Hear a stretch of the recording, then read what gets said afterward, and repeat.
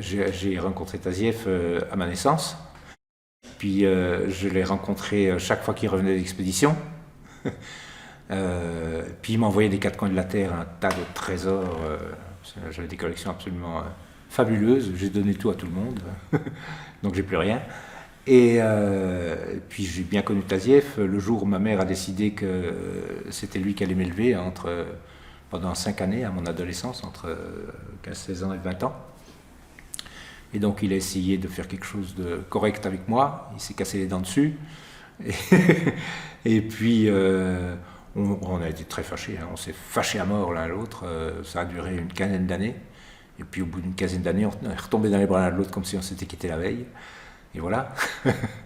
Donc, il se trouve que Tazieff, c'est mon père. Voilà, qu'il a vécu avec ma mère une extraordinaire histoire d'amour, qui a été très longue, qui a été très enrichissante, je crois, pour les deux.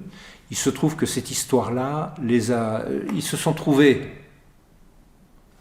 plongés au cœur des très grands enjeux du XXe siècle, au moment de la montée du nazisme et du fascisme, au moment de l'occupation de la Belgique par l'armée allemande, et donc ils ont été très profondément engagés dans les enjeux de cette époque-là, tous les deux, en prenant des risques absolument énormes, en réalisant des choses que personne ne connaît. On connaît un petit peu plus ce que Tazieff a pu faire, parce qu'il en a quand même plus ou moins parlé dans 2-3 bouquins ou à l'occasion d'interviews. Ce que ma mère a fait, personne n'en a jamais parlé. En 2007, constatant que rien ne se ferait en 2008 à l'occasion du 10e anniversaire de la disparition du gars, je me suis dit, je vais quand même faire 2-3 trucs, essayer de les faire, de monter des trucs, non pas pour célébrer un anniversaire macabre, et certainement pas pour élever les premières pierres d'un mausolée au bonhomme, mais pour vérifier s'il y avait une pertinence actuelle aux grandes bagarres de Tazieff. Et alors je me suis arrangé, j'ai fait pour organiser 3 journées Tazieff en 2008, et la première a eu lieu à Bruxelles, dans la commune de Boitsfort, dans laquelle il a habité de 1922 ou 23, parce qu'il est arrivé en Belgique en 21, il n'a pas tout de suite habité là, ou même 24, je ne sais plus en quelle année il était atterri dans cette charmante petite commune de Boitsfort, et puis il y est resté jusqu'en 53 plus ou moins, où il s'est établi à Paris. Et ses parents, sa mère et son beau-père, ils sont restés encore jusqu'en 64, 65, où ils sont venus aussi s'installer à Paris.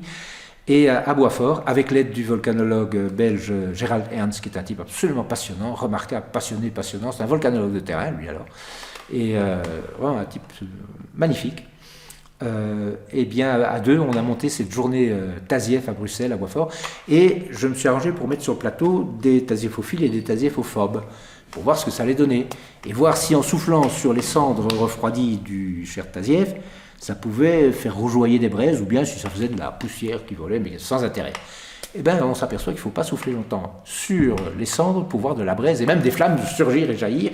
C'est donc qu'il y a une actualité aujourd'hui, sur le plan de la politique institutionnelle, la politique scientifique institutionnelle, il y a une actualité de Tazieff, et ce qui m'a fortement déterminé à mettre en route le Centre Tazieff pour les sciences de la Terre.